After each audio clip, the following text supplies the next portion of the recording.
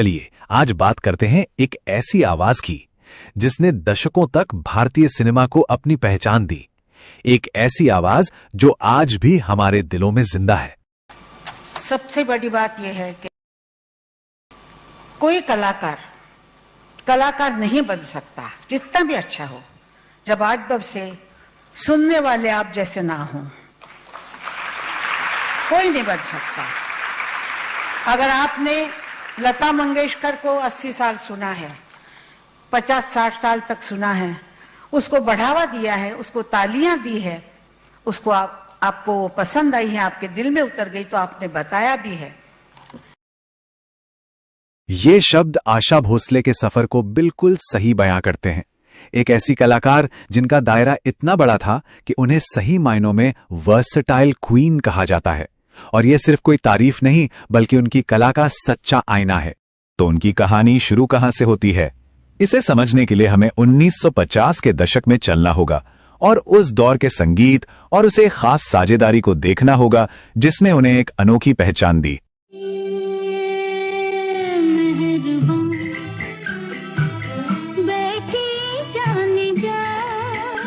सोचिए, एक ऐसा जमाना था जब फिल्मों में हीरोइन की आवाज का मतलब था एक खास तरह की मिठास। लेकिन उसी दौर में एक और आवाज थी जो कुछ अलग कहना चाहती थी, जो थोड़ी बोल्ड थी, थोड़ी हटके थी। और उस आवाज की खूबी को पहचाना संगीतकार ओपी नैयर ने। दिलचस्प बात यह है कि नैयर ने उन्हें किसी और की तरह बनाने की कोशिश नहीं की, बल्कि उनकी आवाज में जो एक शरारत थी, जो एक नशा था, उसे ही अपना हथियार बनाया। और इसी पार्टनरशिप ने उन्हें उन किरदारों की आवाज बनाया जो जरा बागी थे, जो समाज के बनाए नियमों को नहीं मानते थे। इसी ने उन्हें एक ऐसी पहचान दी जो सबसे अलग और सबसे मजबूत थी।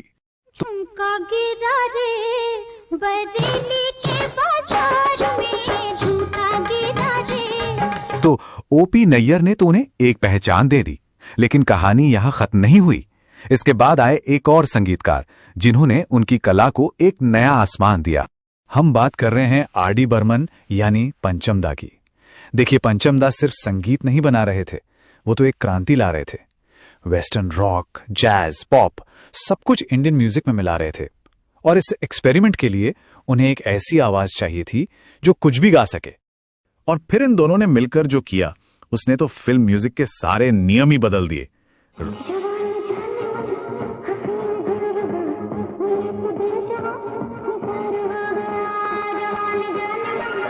रॉक हो, जैज हो या फिर कैबरे, आशा जी की आवाज हर सांचे में ढल गई।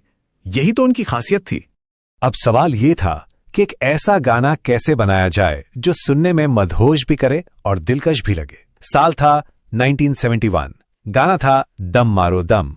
पंचम दा को एक ऐसी आवाज चाहिए थी जो सिंगिंग के सारे बने बनाए रूल्स तोड़ दे। और आशा जी ने उस गाने को इस तरह निभाया कि वो आवाज नशीली भी थी, बागी भी थी और ऐसी थी जिसे कोई भूल ही नहीं सकता।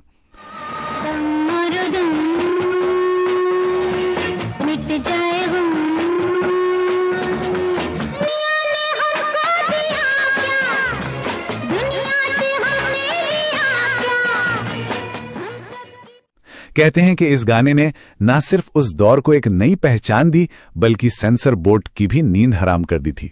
तो देखिए, दशकों की कामयाबी के बाद भी उनकी सबसे बड़ी सुपर पावर क्या थी? वो थी लगातार खुद को बदलने की, नया करने की काबिलियत।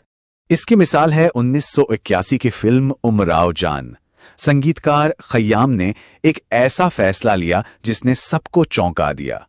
उन्होंने फिल्म की नाजुक गजलों के लिए उस आवाज को चुना जिसे कैबरे की रानी कहा जाता था। इंडस्ट्री में सब हैरान थे कि ये कैसे हो सकता है। ये सिर्फ गाना नहीं था, ये तो एक पूरा ट्रांसफॉर्मेशन था। उन्होंने अपनी आवाज को 2 सुर नीचे लगाया, एक ऐसी गहराई पैदा की जो पहले कभी सुनी नहीं गई थी।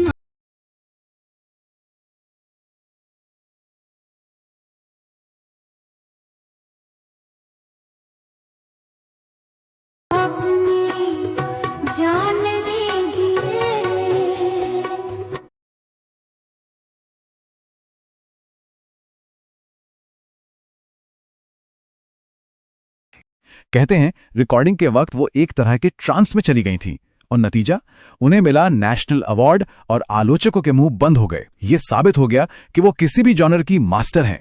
यहां तक कि वो खुद हैरान थी। रिकॉर्डिंग के बाद उनका कहना था, क्या ये मैंने गाया है? मैंने तो कभी ऐसा गाना गाया ही नहीं। इससे पता चलता है कि वो एक कलाकार के तौर पर हमेशा खुद को खोजती रहीं। और ये सिलसिला रुका नहीं। 1981 में गजलों की उस्ताद बनी तो 1995 में 60 साल की उम्र में AR रहमान के रंगीला रे से नई पीढ़ी की आवाज बन गई। चल मेरे संग संग ले ले दुनिया के रंग, हो जा रंगीला फिर 2000 के दशक में लकी अली और यहां तक कि क्रिकेटर ब्रेट ली के साथ भी गाने गाए। उन्होंने कभी खुद को किसी एक दौर में कैद नहीं होने दिया। तो इस पूरी कहानी का सार क्या है? इस अविश्वसनीय करियर से हम क्या समझ सकते हैं? बस ये नंबर देखिए, 16,000 से ज्यादा गाने। ये सिर्फ एक आंकड़ा नहीं है, ये एक गायक की पूरी जिंदगी की मेहनत और लगन है। और सिर्फ हिंदी में नहीं, 20 से भी ज्यादा अलग अलग भाषाओं में। मतलब उनकी आवाज ने सरहदों को पार कर लिया और वो सही मायनों में एक ग्लोबल आइकॉन बने। इसीलिए उन्हें सिर्फ एक सिंगर नहीं, बल्कि संगीत का एक मुकम्मल विश्वविद्यालय कहा गया है। उनकी विरासत सिर्फ उनके गानों में नहीं है, बल्कि उस सीख में है कि एक कलाकार को हमेशा सीखते रहना चाहिए, हमेशा बदलते रहना चाहिए। जब कोई आवाज इंसान के हर जज्बात को, चाहे वो प्यार हो, गुस्सा हो, बगावत हो या भक्ति हो, सबको बयां कर सके, तो क्या वो आवाज कभी खामोश हो सकती है?